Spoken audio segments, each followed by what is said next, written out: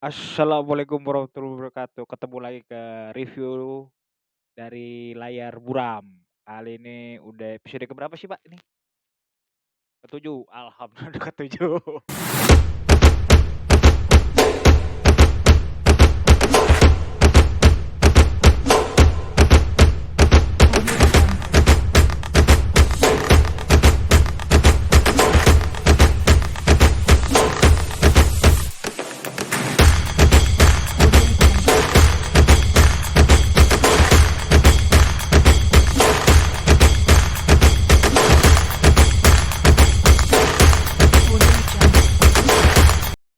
Kita kali ini bakal ngomongin soal film yang kayak cukup menarik karena penilaian di beberapa review film untuk itu cukup bagus karena saya lihat di IMDb 7 dari 10, Rotten 97%, Metacritic 82, Google User sampai 79%.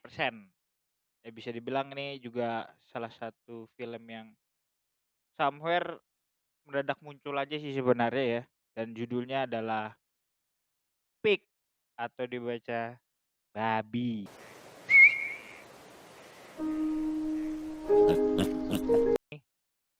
Nicolas Cage ini salah satu film yang agak breakthrough juga setelah sekian lama ya kalau bisa dibilang, dan memang sutradaranya juga termasuk yang masih baru. Namanya Michael Sarnowski.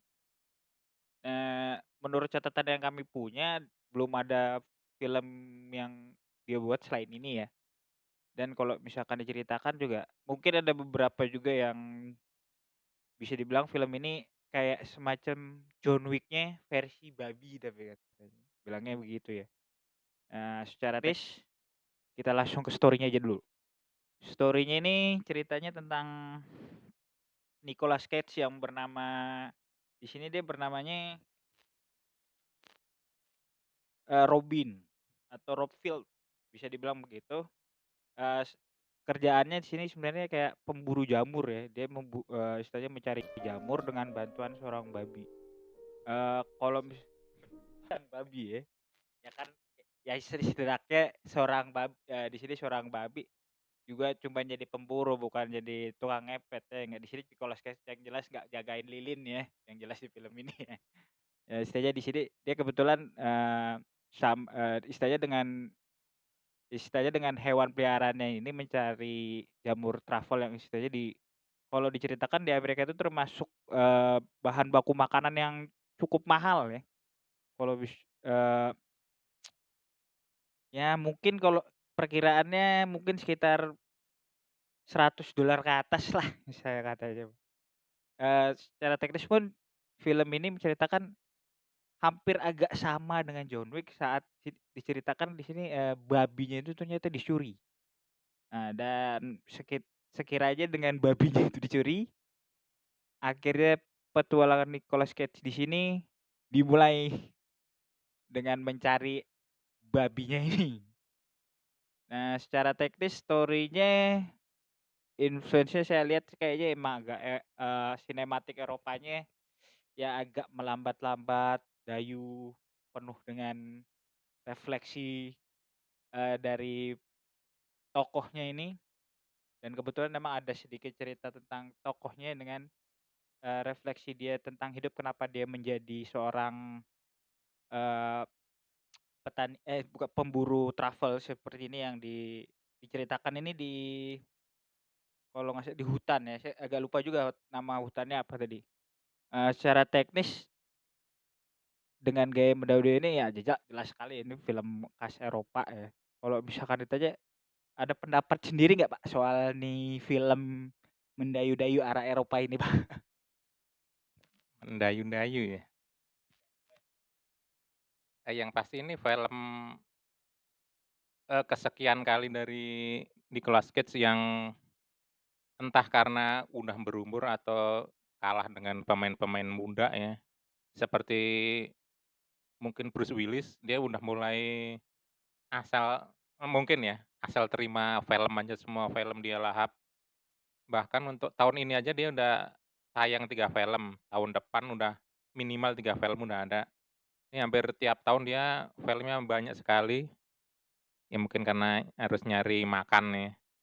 Nah, soal film Peak ini sendiri, dari segi cerita menurut saya unik banget nih, setahu saya belum pernah ada film Hollywood atau film di mana pun yang menceritakan kehidupan seorang pencari jamur truffle truffle atau truffle saya kurang tahu, eee, dengan segala dinamikanya termasuk persaingannya, dari proses pencarian sampai ke, hilirnya.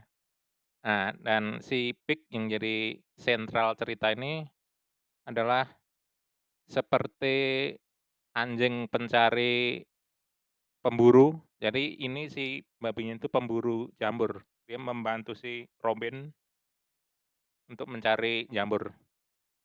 Jadi bisa dibilang si Pik itu adalah nyawanya sih. Dan dari sisi, apa ya, sinematik tadi yang kata Bang Bewok mendayu-dayu, emang gitu ya. Jadi kalau tadi dibilang ini versi, John Wick versi babi, emang betul, tapi jangan berharap ada Pak Big Book Darth Vader kayak John Wick juga, kecewa kalau berharap kayak gitu. Karena ini film, kalau secara secara sinematik, mungkin ini lebih bagus ya dari John Wick, tapi kalau yang dicari untuk hiburan, ya siap-siap aja ngantuk di tengah-tengah film. Tapi ini film bagus, saya berani menjamin ini film bagus. Mendayu-dayu karena ada, apa ya, perjalanan reflektif sambil mencari si babi itu ya. You made the right choice being out there in the woods. Dia ke masa lalu lagi si Robin-nya, ketemu dengan orang-orang dari masa lalunya, jadi dia sebelum jadi pemburu jamur tuh dia koki, koki yang chef terkenal di kota apa itu, Portland, Oregon. Dan dia udah punya nama, karena suatu peristiwa dia akhirnya minggir, di pinggir hutan, menyendiri, dia putus dengan dunia luar tanpa HP, tanpa alamat karena di tengah hutan dia, dan bener-bener hidup dari menjual jamur yang si pembelinya datang ngambil, ya sama sekali nggak berhubungan. Ada suatu adegan yang menggambarkan berapa lama betapa dia terputus dari dunia luar ketika dia ke kafe gitu nanyain orang yang ternyata udah meninggal 10 tahun yang lalu. Itu untuk menggambarkan dan betapa jelinya si sutradara dan penulis menggambarkan si tokoh Robin ini. Kalau untuk penggambaran sih sebenarnya kalau saya bilang mungkin saya ngingetin saya sama Nicolas Cage di film Con Air ya, karena gondrongnya ini udah mirip banget dari zamannya Con Air itu. Dan kalau bisa dibilang di sebenarnya film ini lebih ke deep permasalahan pribadi, mungkin kategorinya orang, istilah move on gitu kan. Singkatannya dan nanti emang agak sedikit spoiler di belakang, gimana endingnya yang terjadi. Ini juga walaupun kita banyak ngomongin soal Nicolas Cage di sini atau si Bob ini, mungkin yang harus digarisbawahi juga ada pemainnya bernama Alex Wolff. Itu Amir juga cukup cukup membantu di dalam suasana pencarian ini ya. Nah, oh ya Alex Wolff ini juga salah satu yang pernah main di Hereditary, juga termasuk salah satu aktor yang cukup laris beberapa tahun ini, sama sama di sini dibantu juga ada Markin sebagai Darius. Dia bapaknya dari dari si Amir ini. Emang lebih ke gimana ya, ini lebih ke self reflectionary gitu sih filmnya, lebih banyak lebih mendepankan soal emosi. Beberapa emang adegan yang cukup ini istilahnya cukup menyentuh ya, dan agak sedikit miris mungkin ya karena emang agak kembali ke masa lalu dan refleksi apa yang terjadi di masa-masa dahulu, dan emang lebih ke cerita gimana walaupun akhirnya ya emang kategorinya ini film yang berusaha tawakal, ikhlas orang bilang mah. Yang saya bisa dan kalau oh ya untuk, eee, langsung ke sinematografinya aja ya, kalau secara teknis sinematografinya ini, tidak terlalu berlebihan, emang hanya cukup untuk memberikan refleksi tentang cerita ini sendiri, perjalanannya dari hutan sampai ke kota dan akhirnya balik lagi gitu kan, film ini. Dan emang dari, beberapa seperti itu juga untuk sound-nya juga kayaknya dia lebih milih untuk gunakan sound-sound yang istilahnya lebih natural ya, banyak sound yang istilahnya dekat dengan alam dan sejenisnya kalau misalkan saya bilang ada lagi Pak yang bisa ditambahkan nih Pak?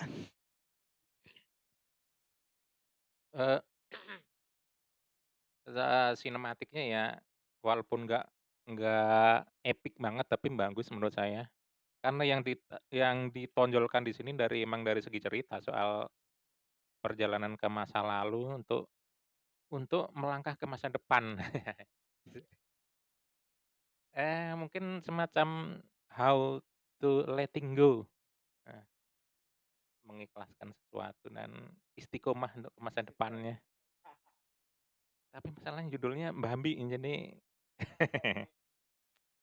eee, dan kenapa cerita yang menurut saya ya, sebagus ini dengan judul Bambi karena benang merahnya ya Bambi itu, dengan hilangnya si Bambi itu, si tokoh Robin bisa terpaksa ya ini karena terpaksa ini, jadi harus melewati lagi ke masa lalunya ketika sebagai orang yang layak dan akhirnya dia minggir akhirnya jadi orang yang aneh, dianggap not exist lagi, nggak ada lagi sama orang-orang. Dan ada beberapa tokoh yang terpaksa karena mengikuti si Robin itu jadi akhirnya belajar lagi untuk letting go lagi si tokoh ayahnya Amir, Darius itu juga dia akhirnya belajar untuk letting go istrinya yang udah meninggal.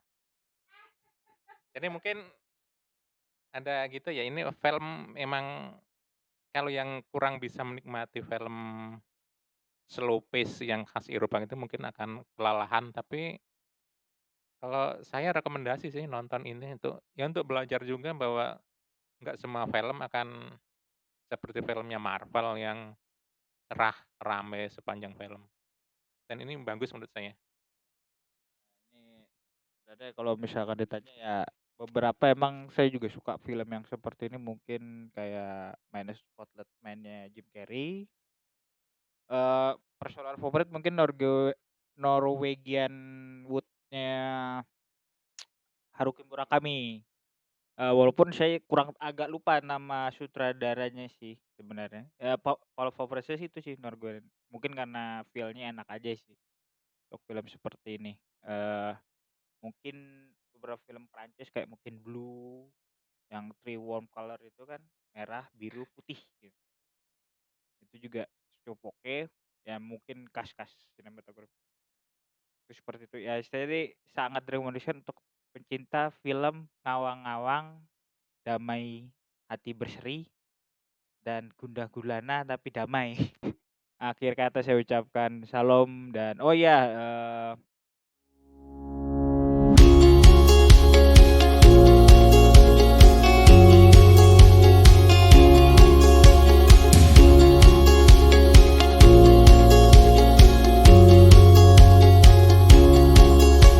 oke, akhir kata saya ucapkan terima kasih untuk kedua kalinya.